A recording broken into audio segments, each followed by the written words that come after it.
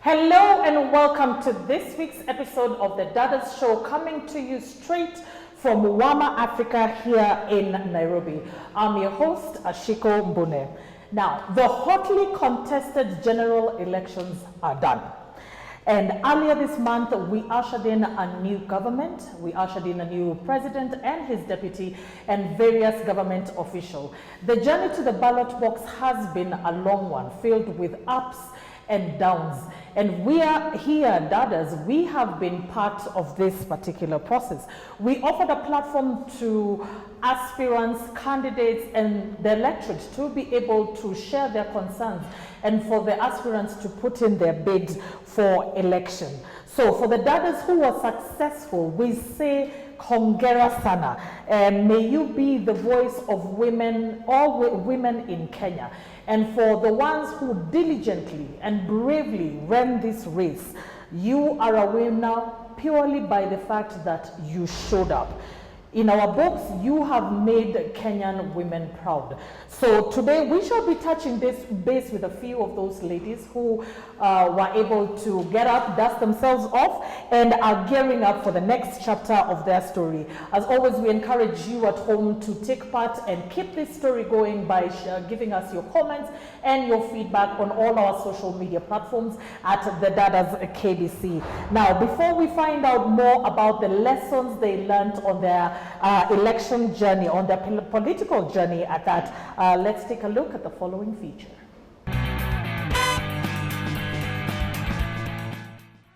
The Electoral Commission on 15th of August announced William Samoei Ruto as the president-elect in the just concluded election, defeating his competitor Raila Amolo Odinga with 50.49%. Ruto's win expressed the desire of many Kenyans who decided not to recycle leaders.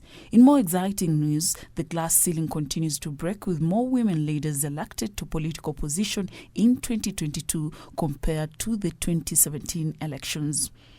In governor position, 5 women were elected in office than any other time in history. They include Kawira Mwangaza of Meru County, Anne Waiguru of Kirinyaga County, Gladys Wanga of Homa Bay County, Fatuma Achani of Kwale County, and Susan Kihika of Nakuru County. Kawira Mwangaza, an independent candidate, garnered enough votes to floor veteran politicians Mithika Linturi of UDA and Kiraitu Murungi. Gladys Wanga made history as the first woman in the Nyanza region to be elected as governor after beating his closest rival, former Nairobi Governor Evans Kidero. In addition to winning 5 out of 47 governor positions, female candidates claimed 3 out of 47 Senate seats and 26 out of 290 MP positions.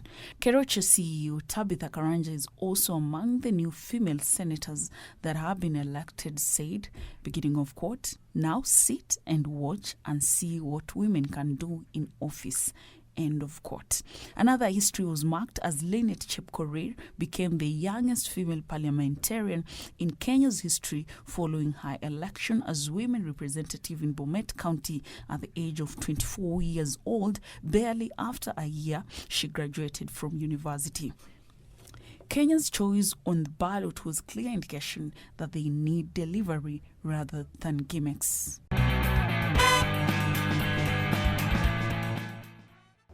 Welcome back. Joining me today is a group of wonderful ladies who will share with us their election journey or story and give us an insight of what was their main takeaway throughout the process, what did they learn, what do they regret, and what is the way forward for them after this.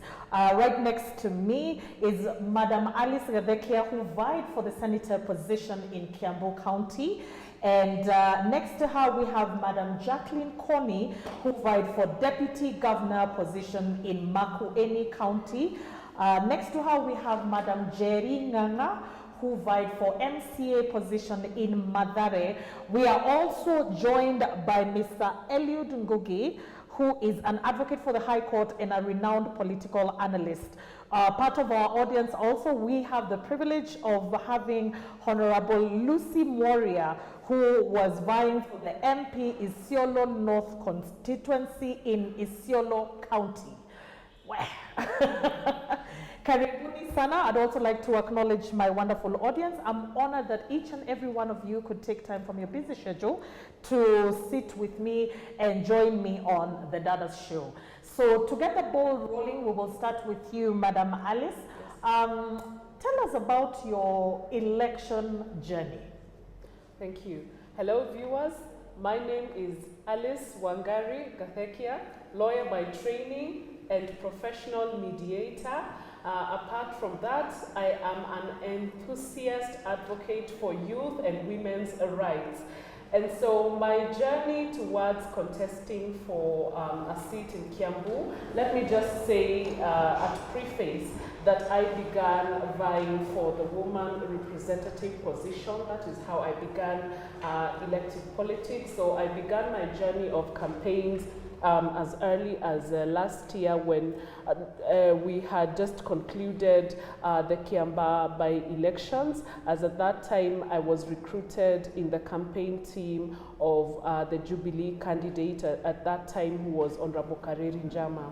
So having traversed that one constituency in Kiambu County called Kiamba, I was empathetic to the struggles of the young people there. Kiamba is a constituency that is awash with many social vices, be it alcoholism, be it drugs and substance abuse, be it a lot of high illiteracy levels. It also comes with security concerns because most of the young men there, have joined criminal gangs, and others have unfortunately found themselves in the wrong hands of the law and even been mistaken to be part of criminal gangs. And so that now leads to, again, challenges of obtaining employment and gainful employment, because most of them end up in the criminal records at the DCI. And so then again, writing off those criminal records is difficult, and you need a certificate of good conduct to obtain, for you to be employed. And so that is a challenge for them. Again, educational challenges, and because even the young women in Kiamba were engaging in hard drugs and substance abuse, then there is an influx of children born with disabilities and deformities. Again, there are high poverty levels in Kiamba, and so most of those women cannot access healthy nutrition, and that again affects their maternal cycle as well as the newborn. So all those challenges really, touched my heart, and I felt that I would offer meaningful representation to these people. And because I was not from Kiamba constituency, actually I hail from Juja constituency, Theta Ward, but then I asked myself, so of what importance would I be to these people? So that is when I arrived at, the position of the woman representative.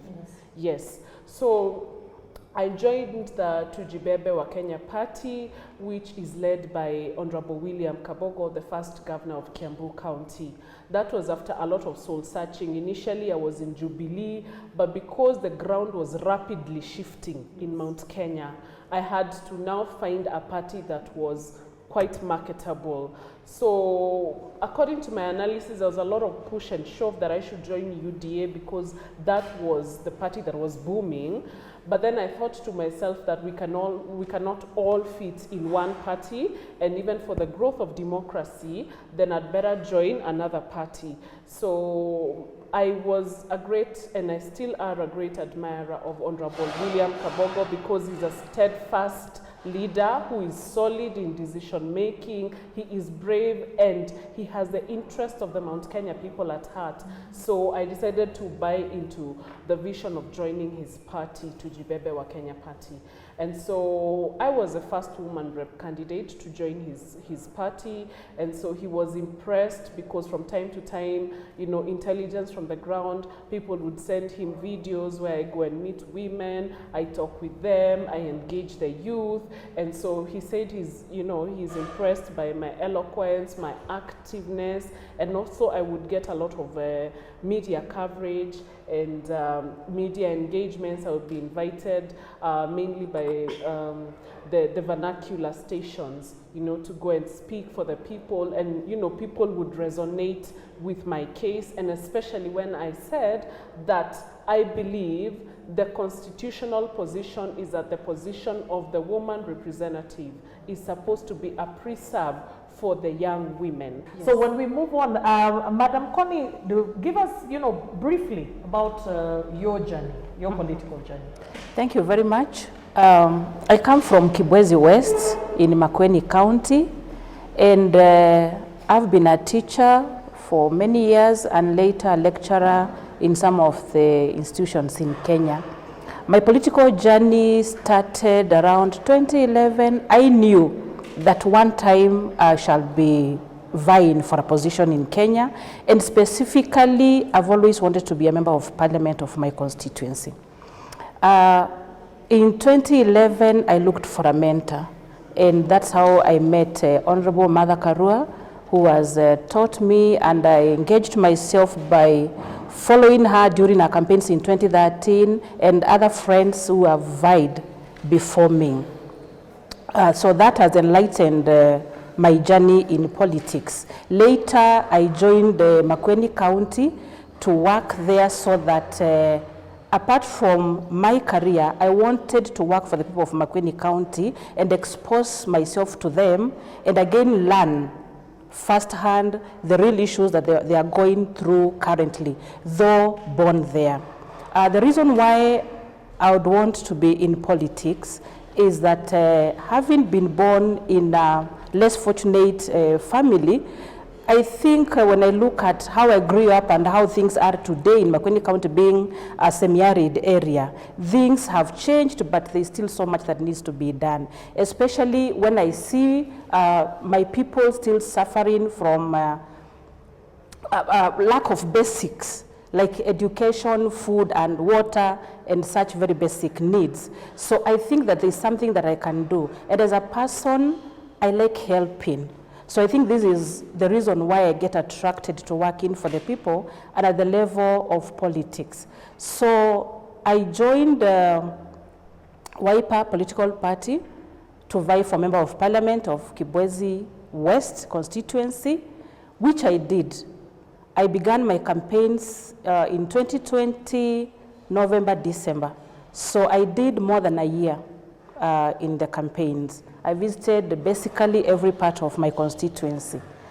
Along the way, I joined one Honorable David Wambua Masika, who was vying for governor, so I became his deputy governor. The reason why I moved from member of parliament to join him as a deputy candidate is one, that I did analysis of how much I had covered compared to my competitors.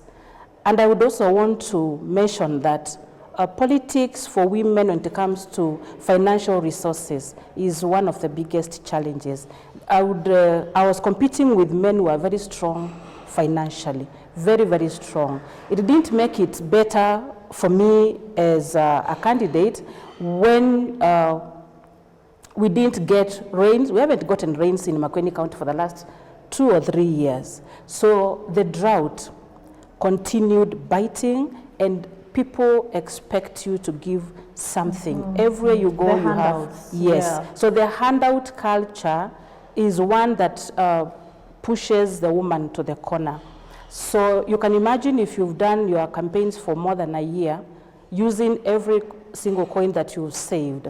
So you know that by the end of these campaigns, the men will have a higher chance of getting it because they still have a lot of money with them that they will use till the last day of their campaigns. So when I got a chance to be somebody's deputy, whom after all will be there would be at least a shared responsibility, you know, you'd be, exactly. be shouldering, you know, some yes. of those So it was a little much more better for me. So I went in there and I was able to go through again the whole county this time round, campaigning. And for me, this is a win because being a woman and showing up in politics is one thing that it makes me a winner already. Yes. So many of us who would want to do it and would not master the courage to come out and and do it. And I've achieved a lot because right now my name is a household name in my constituency. People know me across the county, and I stand a better chance of getting the seat that I'll vie for come 2027. Thank you so much, Madam Connie. That is really well put.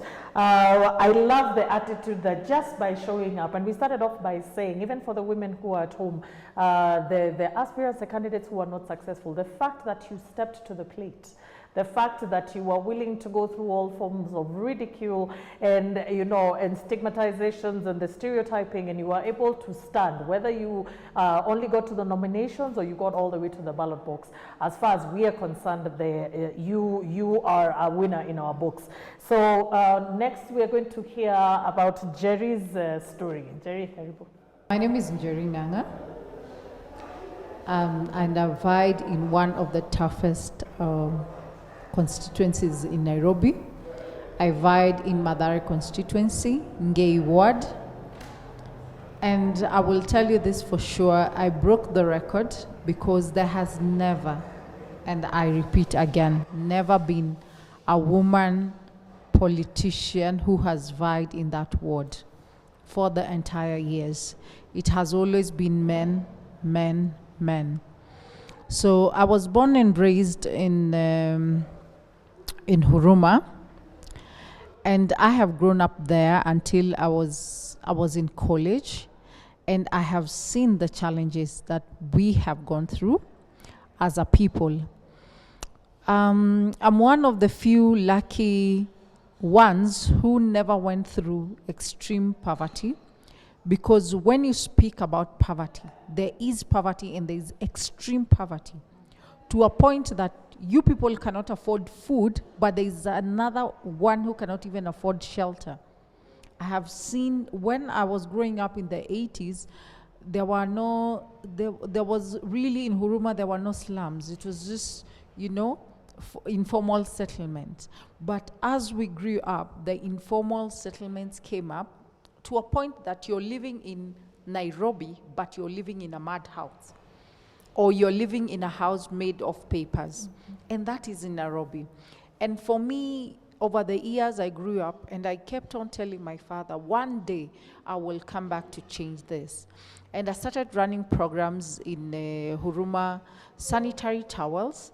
I could see my mother struggle. We are 3 girls. You can imagine adding her 4. There's a house help. Maybe there's an aunt who has visited. And she had to provide sanitary towels every month for these people. Maki, on top of that, there is food, there is shelter, there is this and this and that. And that, for me, really used to hit me hard when I did not have enough sanitary towels to take to school. I do not blame my mother, I do not blame my father, but they had other things to do with the money. And so I started these programs where I will distribute sanitary towels, and it started when I was in high school, and what we will do will be changia Dada. So if you got your periods and you did not have sanitary towels, I would go around in the dormitories and everybody will changia you. At you least know? they go and get one sanitary yeah, towel, one sanitary, one. yeah, and one. by the end, you have something. You have lump something sum to do. To share. And for a while, I did that, and later on, you know, you grow up, you get out of you move to your own place, and the project stalled for a bit, but then I revived it through the people who are still there. And I will tell you this, Ashiko, you people do not know that there is poverty. People just say, well, unaishi Nairobi, but there are people who live in Nairobi like they live, people in shags are better off. And those are the kind of things that touch me. I have seen young men we grew up with turn into drunkards. And then when they meet you, they harass you and they're like, you know, Njeri, niachie kakitu. Yamacho. Niachie kakitu. This person will not let you go until you give them something so that they can, you know, measure their changa and become now the person they want. And to function because of the poverty level. Yes, and these are people, and these are young people that I grew up with, playing with them. I know their mothers, I know their fathers. These are parents who will come to you and tell you, Njeri, can you please talk to your friend? Because we grew up with this person together. And this person has become something else. There is no hope there. And the culture, as Mheshimiwa said, of handouts, I don't think in Makueni is as bad as in Mathare, because these people will not let you go. These people, you will come with ideologies. You will show them a way to literally try and get you out of poverty, but they don't see it. They prefer that 100, that 200. So poverty mentality has started from the mental being to, to the pocket. So do you feel like those are part of the challenges that you experience in your journey because of the, because that seems to be resonating amongst the ladies, because we have the culture of handouts. If you go and see someone, you park a car, I mean, tipping is supposed to be there, but in Kenya it is almost mandatory. You have to tip someone just by virtue of them being there and them looking at you like you are at a better advantage than they are. So are those some of the challenges that you experience? I have had people call me until now, and they said, we followed you from this place to that place and you never gave us money. And I asked them, why am I giving you money? Because you followed me.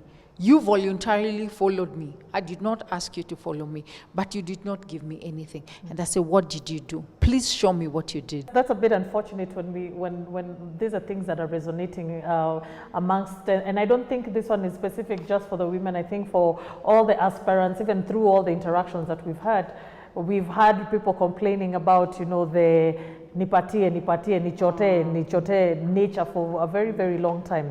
Now, Eliud, what is your take? You've had all the stories, we've had tidbits of everybody's journey until they got there. We know that they were not successful when it came to the ballot, but they did make it all the way to the ballot. So what is your take as a political analyst in your professional capacity? I think a lot has come out, but we need not forget that this is a year whereby we've gotten the biggest number of women ever elected in this country. We've gotten over 30 members of parliament who are women. We've gotten 7 governors.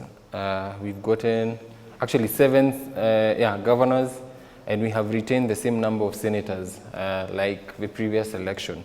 And so I think our democracy is growing. We are getting a bigger number of women involvement in our parliament and in politics in general. And actually congratulations to the panelists, because they actually tried, and I believe they have not given up. They will still keep trying. In the next election, they will actually get into those positions that we were actually vying for.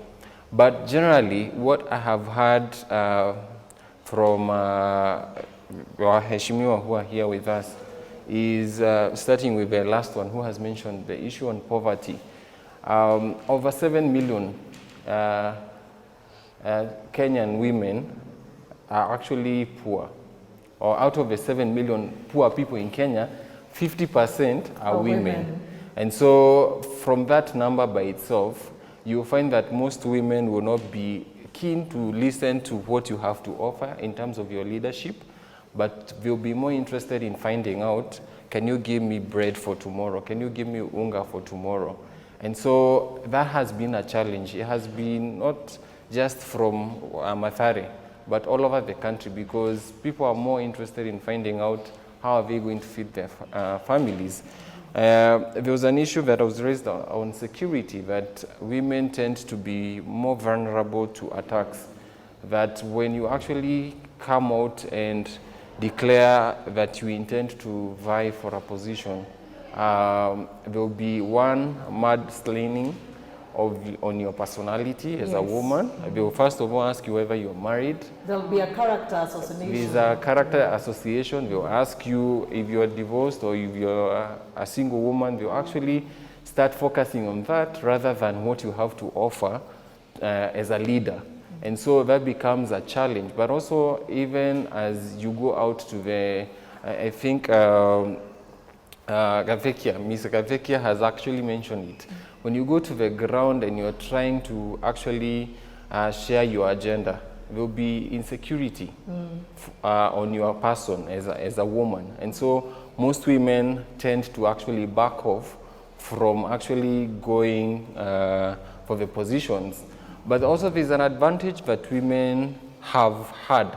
There's a two-third gender rule that created the women rep position. Yes. And so the question has been, if we come out and ask how many women, who is available for us to give this position, because it's already created by our constitution, who is actually there? And for women who have actually showed up and said that they can lead, we have seen most of them getting these positions. We have seen them getting elected when they actually go out to the ballot paper. There's that position already set, and we are assured that there will be a woman who will be elected. And so that's an advantage we've gotten from our constitution. And further to that, I've heard them mention about starting early, the whole process of politics. They have, I think it was Connie who mentioned that she started way early. She was on the ground finding out, and that's a strength for women, because she was able to relate with other women on the ground. She was able to hear what was happening in those homes where she was meeting the rest, most women, meeting the young men. They were able to actually listen to them, because they did not wait until 2022 when we were going to the ballot, but they started in 2019, 2020. They were able to actually start familiarizing themselves and sharing their agenda with the people on the ground. So that's an advantage they've had. That's a strength that any woman who wants to actually vie for a political position needs to do. Start early, and don't be afraid, because we already have positions which have been set for you. So actually go for those positions. I agree with you, Eliud. I think everybody right now, you're not starting from scratch. You know, you're starting, I like when people say you're starting from experience, you're starting from a specific point. Every single one of you right here, even the ones who are at home, are now a household name. So we've already done the first, the foundation. So Rome was not built in a day, and I believe that's also, that's a very good outlook. I think that's a very good takeaway from the whole process you have started, you know. It would be fantastic if you started and you got the position, but then where would the story be? You know, experience is always the best teacher. Before we go on break, I would like to find out very, very briefly, you know, Madam Connie, you have accolades, touched on accolades. I think you have a master's in BA, you know, a bachelor's in education. You participated in Miss President reality TV show, which of course you won, you know, Miss President, Miss County. Did any of this experience that you have gotten, has it perhaps cushioned the blow of not winning? I would say yes. The experience I've had in life through my studies and the things I've participated in, like Miss President. When I single out Miss President competition, it was a competition where women were fighting for the position of Miss President in Kenya. Lucy Moria was one of us. So that being a competition, and I was not the number one, I actually was top 10, and that's why I'm Miss President Makueni County, and we have Miss President Kenya. So going through the competition was eye-opening. I learned so many things on how to handle Kenya as a country if I become a president, the things that I need to do, how to harness the resources that we have. And we did form political parties in the academy and craft messages. So all these helped me in my campaign, especially coming up with a campaign strategy and a campaign message. Now, coming to not clinching the seat. When I did not get to be the Miss President Kenya, it was really painful for me. I felt like a complete failure. But what shocked me was how people looked at me. They looked at me as a winner. Even up to today, they look at me like somebody who has achieved a lot. So it dawned on me that actually winning is not bagging the prize. The process is winning already. And that is why probably I didn't go so down When I did not become the member of parliament, neither did I become deputy governor as I wished. But I could see so many other achievements that I got along the process. And being in the ballot is a plus for me. I was in the ballot. I didn't drop out somewhere and I did not get to the end point.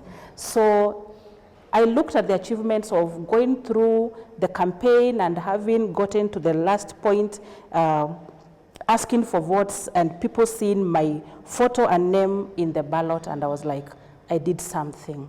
I've learned what works and what doesn't. For instance, during my campaigns, I would become very emotional when I find people who are suffering, they need school fees here, they need hospital bill cleared there, and so forth. And I'm like, so many needs that I need to look into, and probably I cannot afford all, and I'm like, what do I do for these people? So now, the emotions part, I think now I can separate my campaign from my emotions and know that this is something that I need to do, and I have to do it, and I can do it without entangling myself with so many things along the way. Thank you so much, Madam Connie. Alice, prior to this, and you've even mentioned it earlier, prior to this, you were a lawyer. Yes. How has your political race affected, your career? One, I would say that it has sprung my career because now I can relate so many issues present in the society. I can convert them into, legislation, into legal issues, like now the question of criminalization of the young men in Kiambu County, the question of dichotomizing, the constituency of women, the question about, trying to marry gender and infusing it with devolution. Women are the primary consumers of, of devolution and all the pillars of devolution, be it healthcare, be it agriculture, infrastructure in terms of ease of doing business and even traveling to hospital and their children traveling to school, all those issues. So for me, it's become an eye-opener, and I believe that next time Kiambu people are going to see the worth in me, and they are going to send me to the Senate to represent them. There's something I did not mention, how I now transitioned into the Senate. So there were some internal discussions, and so I was asked to relinquish my position as woman representative, something that still hurts me up to date, but I agreed with grace because the party found me of more importance, being at the Senate now that I'm a lawyer, and the Senate is majorly or predominantly a legal house where people discuss serious issues about legislation to do with devolution and intergovernmental relations. So yes, I found myself there. We were 2 women who were battling 6 men. I was the leading woman, but I emerged number 3 overall in the Senate race. Oh, congratulations. I think she deserves a hearty hand clap. Actually, they all do. Now, right before we're just about to go on break, then we come back for the question and answer session. Just quickly, Jerry, what would you want to see from the incumbent, the person who has taken the position that you are vying for? For us in Ngei Ward, we're still battling in court. There were a lot of discrepancies, but one who was the incumbent was sort of declared the winner. But I have seen the trend from the last 5 years. It's all about what I can accomplish for myself. I would want the person who is going to take up that seat truly and from the bottom of their heart try and change the lives of those young men in Mathare. I have built a shed just outside where we used to live for Boda guys. That one I built out of my own money, and it was nothing political. I would look at these people once there are rains, so they would have to hide their bodas. And those informal sectors, even the place where you can fit your boda is actually, there's no space. There's been a lot of build-ons and build-ons and build-ons. So I built for them a shed. I talked to one of the landlords who has seen me grow up, and he said, yeah, I can give you a bit of space outside here. And I built for them a shed. They can hang their helmets when it is hot. They can hang their jackets. And their bikes, which is their livelihoods, are safe. And their bikes are safe. They're not being rained on. Yeah, they're not being rained on. As well as you can, if you're going for lunch, you can actually push the bike back, and there's a rail where you can tie your bike on. So those are small projects. I will call small projects because I did them out of my own pocket.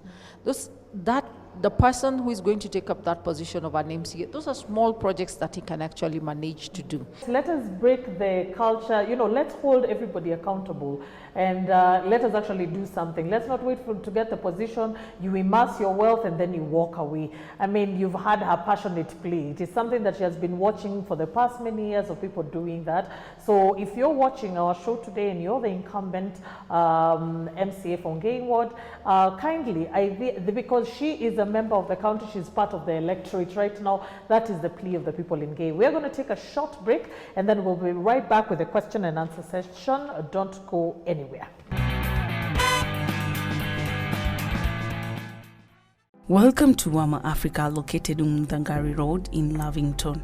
Wama is a social enterprise restaurant, bar, and function space which trains young adults living with disability and special needs. Wama is open for breakfast, lunch, and dinner from 8 a.m. till late, 7 days a week. Walk-ins are welcome.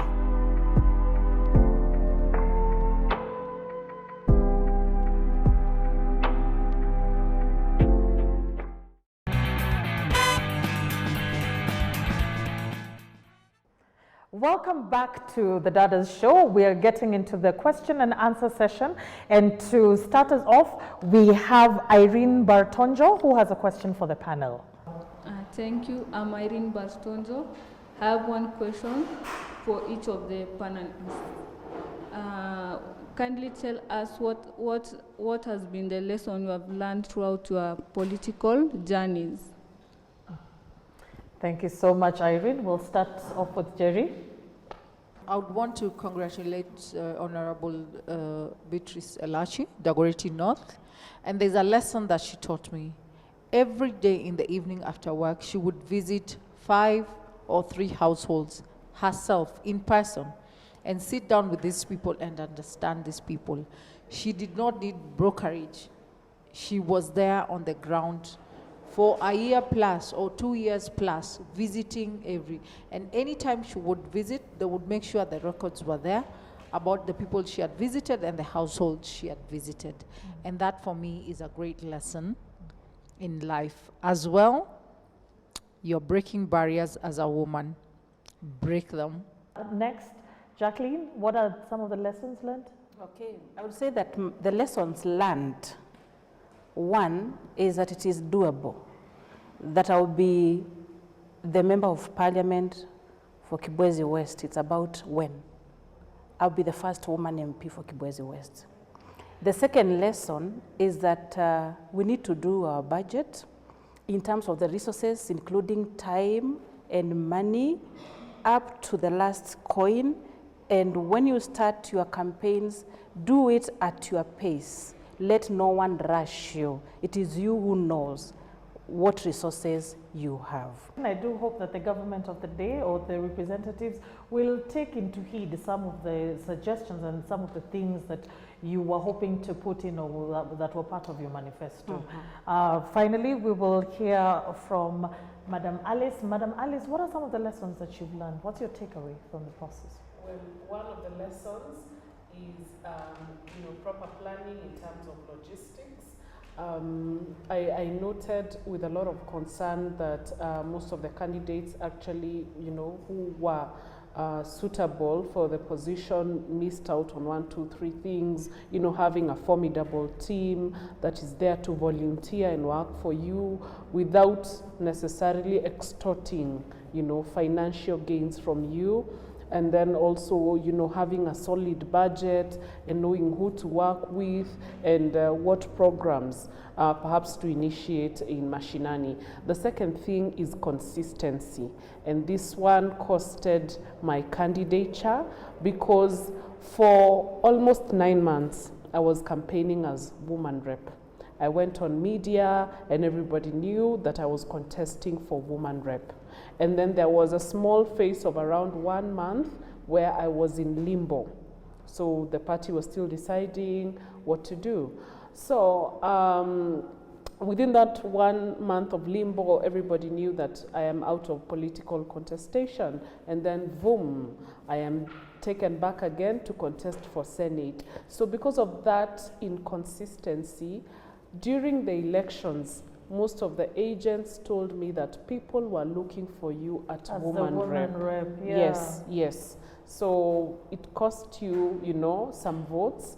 And then also people would go with that mentality that you are undecided or you are up for grabs, you fall for anything. So that's a lesson that I have learned and learned with a lot of pain, because even the votes I got as senator, I believe would have multiplied. One, I came in late because I came in 2 months to the general elections. But somehow I am grateful that I still managed to work very hard and emerged position 3. I do like the way you've articulated the lessons. You know, same to you, Jackie and Jerry. The next question is coming from Mogore. Mogore? Thank you so very much. My name is Mogore Thuo, and my question to the gorgeous, witty women of substance is, now that the political dust is settled for now, what's next for you? Wonderful. Mogore has tied in with the mantra for the show. So we started off with Jerry. We're going to start off with you, Alice. What's next for you? What's next for me is that I will go back to my job. I am a programs director at Youth Cafe, which is a regional, you know, organization that you know, is heavy on youth advocacy. I will also try and infuse my programs for mashinani with my daily duties.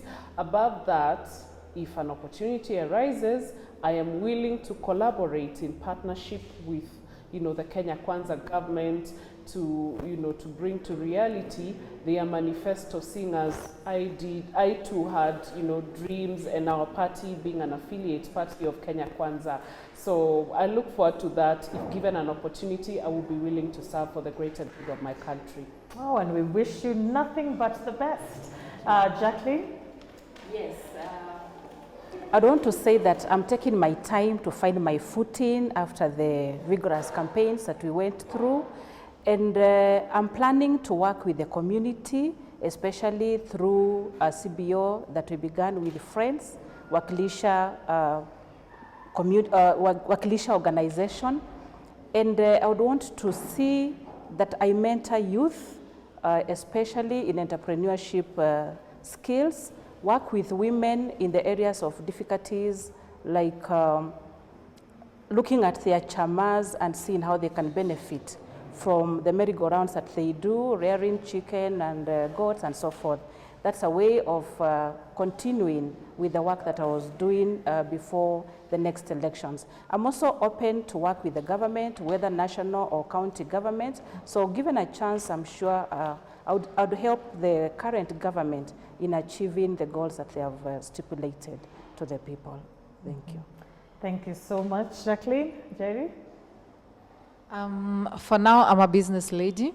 I own a tour farm and car rental. I will be taking time off. I have a son who is sitting for his Form 4 exams, and I would want to be there for him, support him. I've really left him to his own, but now I want to come back and support him until he sits and finishes his exam. But as from next year, I still continue with my projects. I'm a patron for Nairobi West Men's Prison, which I fall in because I have so many young men from my area that are into criminal activities, and they fall into that prison. So that's a project that I will continue working on. My sanitary pads projects. That is a project I'm willing to take it a notch higher, not only for Ngei ward, but for the wards around. And we have the Kenya Political Forum, which we are all members of. I intend to be very aggressive and work to make sure that women are integrated into the counties, are integrated into the assembly. There are others who have their degrees, there are others who have their masters, and they can actually be of use and resourceful. We will be talking to our governor later on, with the women who vied in Nairobi County. We will be paying him a visit, and then later on pay our president a visit as well to speak to him and tell him whatever agendas we had, we can still incorporate and, you know, help support the people. Our ambitions as women, I believe, are not only political, but they are also family affiliated. So we would want to bring this to the table without fear or prejudice that you are in this party or you are in that party.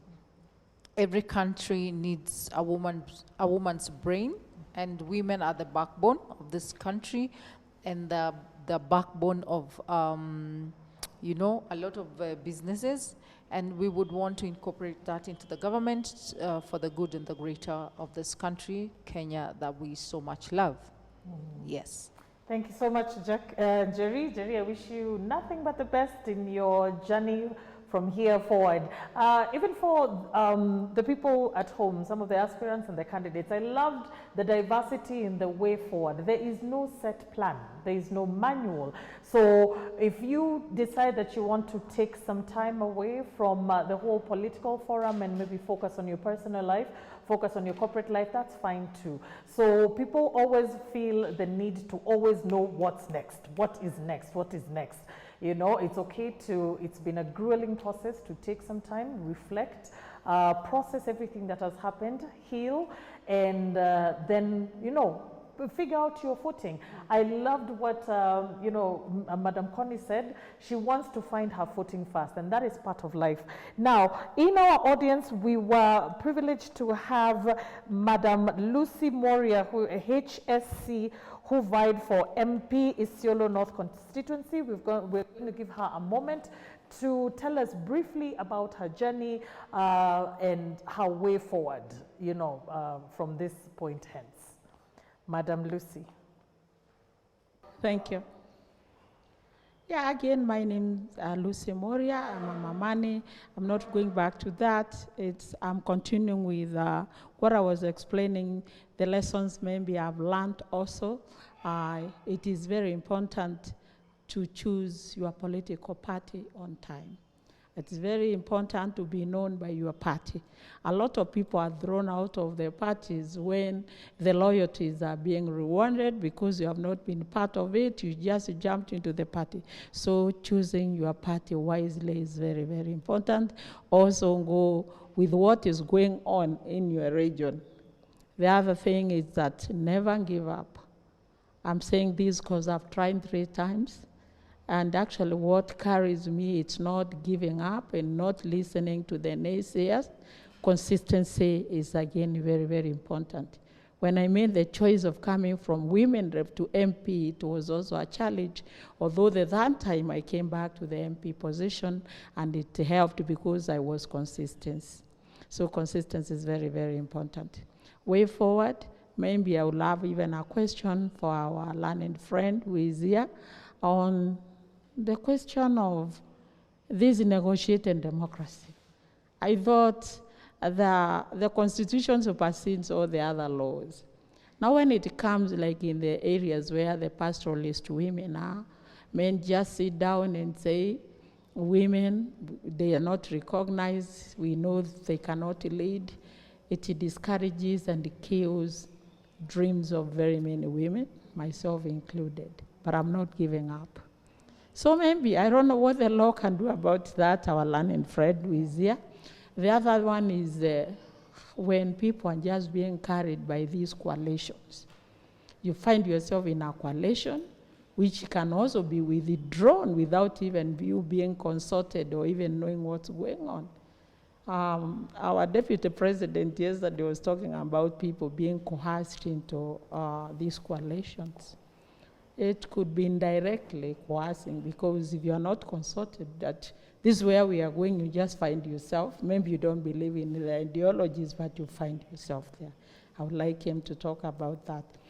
So for the people of Isiolo, I'm not giving up. What next?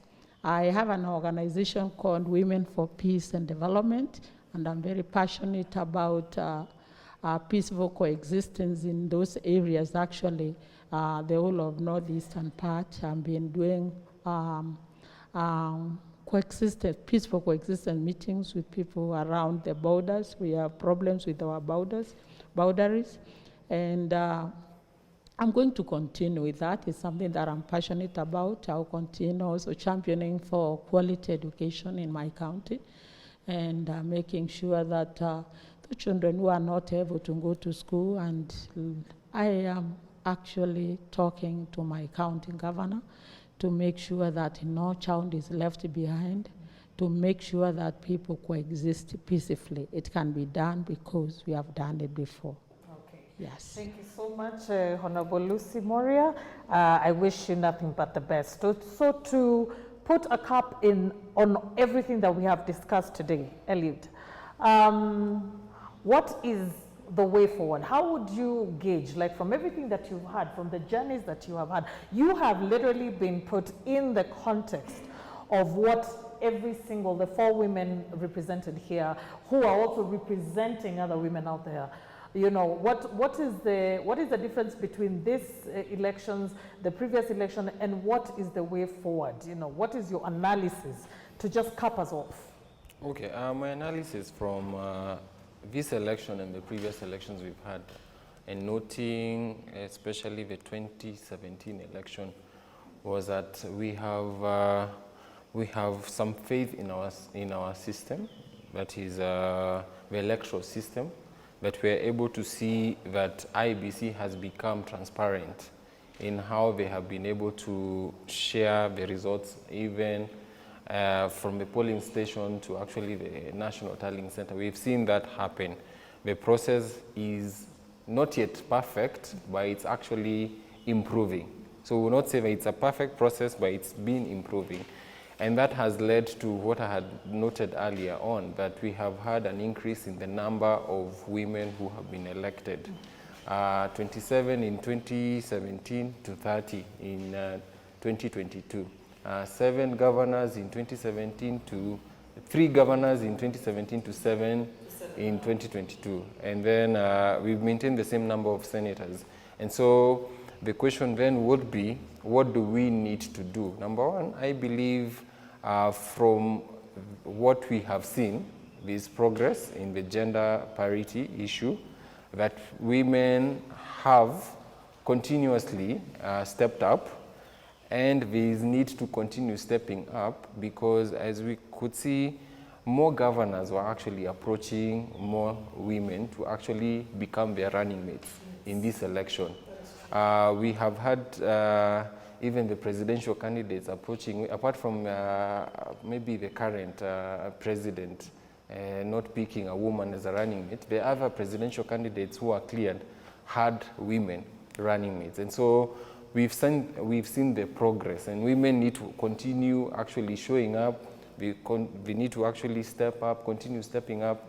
And something encouraging is that we have a current chair of a governing body being a woman, Honorable Igoro. Yes.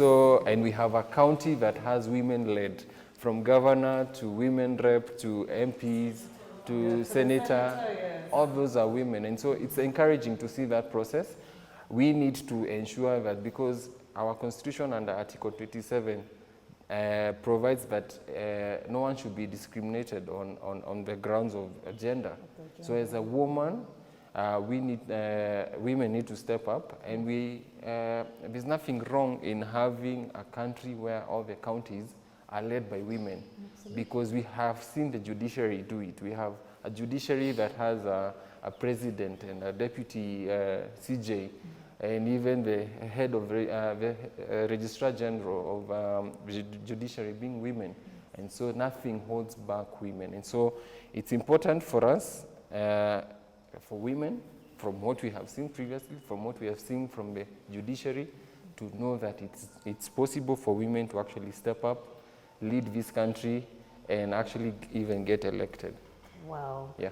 Thank you so much, Elliot. That was fantastic. Coming from a man, you know, is a he for she. It is very possible. It is something that has already been tried and tested. We have various organizations that are led by women. So let the women not feel brokenhearted, you know. Let them also soldier on. I'm very encouraged that all my panelists and the people who have actually interviewed before and have been in touch with, despite the fact that they lost, they're still willing to soldier on. So let us be consistent. Let us encourage each other. You know, experience both good and bad can serve as an opportunity for us to grow and advance along the road of self-mastery. So for those watching us today and you feel like you've been backed up against a wall, maybe you lost the elections, maybe you even lost a job opportunity, if we slide on to other facets of life, trust and believe that your story is not done and it will still get better. So try and try again. Of course, on behalf of my production team at KBC, our location partners, Wama Africa, myself, Ashiko Mbune, and my lovely audience and panel, I want to thank you so much for joining us today on the Dadas show, and we will see each other same time, same place next week, only on the Dadas show. Bye-bye.